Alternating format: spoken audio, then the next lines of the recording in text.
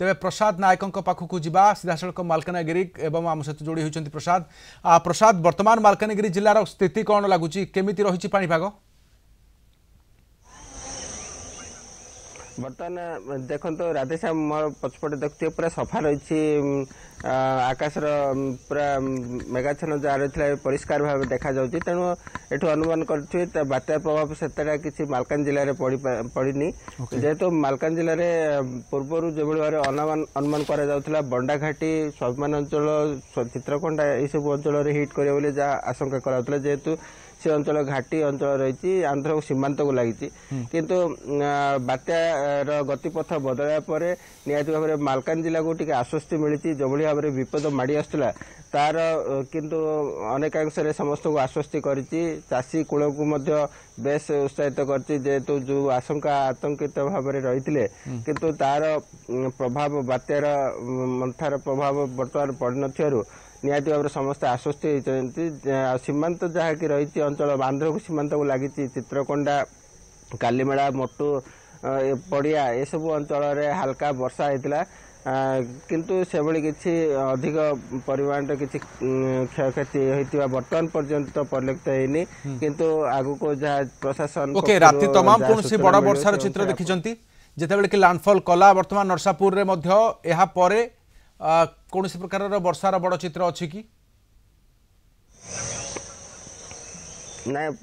देखो राधेश्याम आम जहाँ राति तमाम खबर संग्रह समय से मध्य कौन स्थान रे भी अत्यधिक वर्षा होता आम देखिनु कंट्रोल रूम आम रही जिला सदर कंट्रोल रूम से मध्य सबू अंचल को जो भाव में खोजी तार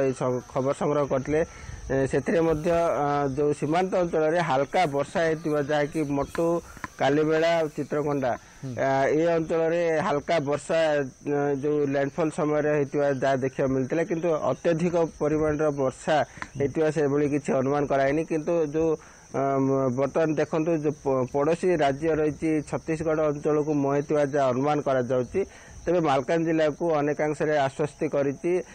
जदि बा अत्यधिक वर्षा कि बात्या पवन होता निहाती भाव में जिला प्रशासन मध्य प्रस्तुत हो रही एनडीआरएफ टीम ठू आरंभ कर ओड्राफ अग्निशम विभाग समस्ते प्रस्तुत हो रही तार मुकाबला करने लोकंर जो भाव में धन जीवन हानि न घटे से सब प्रकार प्रस्तुति रही जो अधिका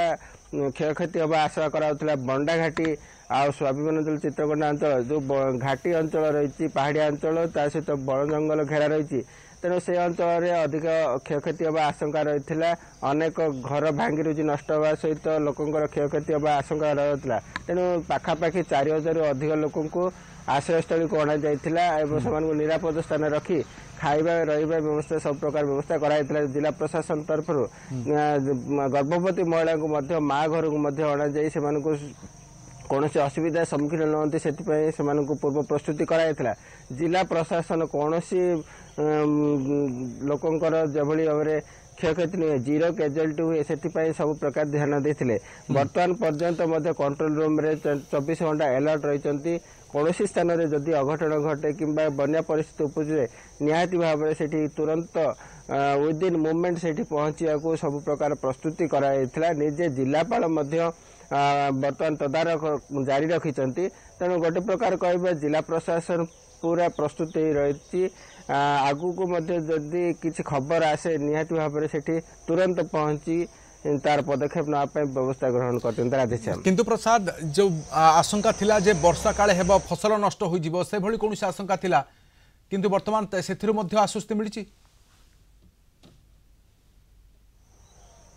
निहाती भाव में आप जहाँ कहते चाषी कूल को गोटे बहुत बड़ आश्वस्ति मिली जेहेतु